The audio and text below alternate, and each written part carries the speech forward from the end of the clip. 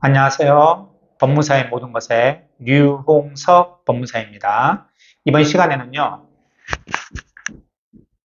법무사 2차 시험. 법무사 2차 시험은 사례형 또는 논술용으로 출제가 되고 있습니다. 즉, 시험장에서 하얀 백지, 그리고 법전을 가지고 펜으로 써내려 가야 되는 거죠. 그렇기 때문에 대부분 수험가에서는 평소에 쓰는 연습을 많이 해야 된다. 그리고 모의고사도 실제 시험처럼 많이 써봐야 된다. 라고들 말하시는데요. 맞습니다. 그렇게 하면 제일 좋습니다. 하지만 반드시 그래야 되느냐? 여러분들 써보신 분들 아시죠?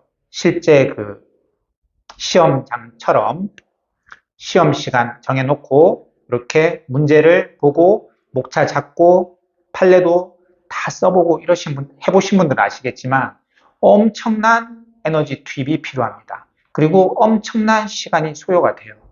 그럼 도움이 되느냐? 도움이 되죠. 근데 제 입장에서는 흔히 가성비를 따지는 겁니다. 굳이 그렇게 많은 에너지와 시간을 소비하면서까지 그렇게 평소에 답안 작성을 하고 써봐야 될까?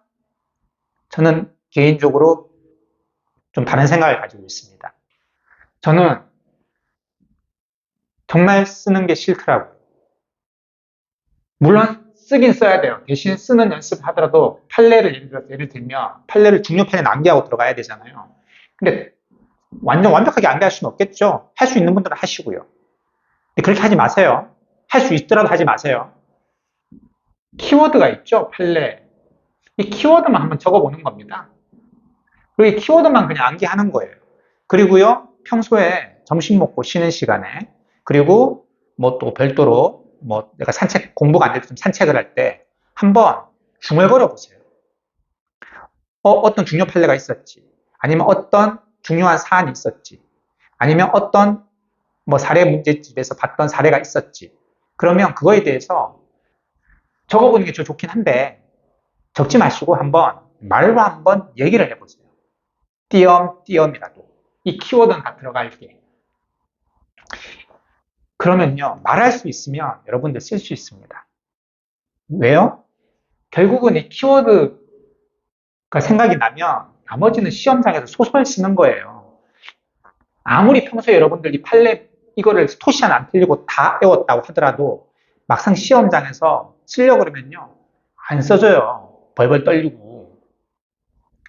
결국은 키워드 생각나서 소설 쓰는 겁니다. 채점위원들도요, 그거 자질구레한 나머지 이게 판례랑 똑같은지 안 똑같은지 크게 비교 안 해요. 제가 거의 수석 점수 받은 과목이 몇 과목이 되기 때문에 하는 얘기입니다. 이 키워드에 나머지는 소설 갖다 붙이는 겁니다. 그러면 채점위원들도 이 키워드만 보고 채점을 합니다. 그러니까 저도 점수가 잘 나온 과목들이 그렇게 수석에 가까운 점수, 한 과목은 수석이었고 한 과목은 수석에 가까운 점수, 나머지도 또 합격했지 않습니까? 예. 그래서 다시 한번 말씀드립니다. 써보면 제일 좋아요.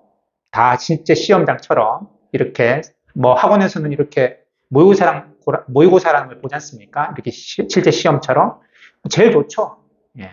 그런데 저는 개인적으로 가성비 측면에서는 그렇게 써보는 게 제일 좋지만, 아니 굳이 말을 해보면 쓸 수 있는데 굳이 그렇게까지 할 필요 있을까? 그렇게 하지 않아도 고득점 나올 수 있는데 좀 이런 생각으로 말씀드려 봤습니다.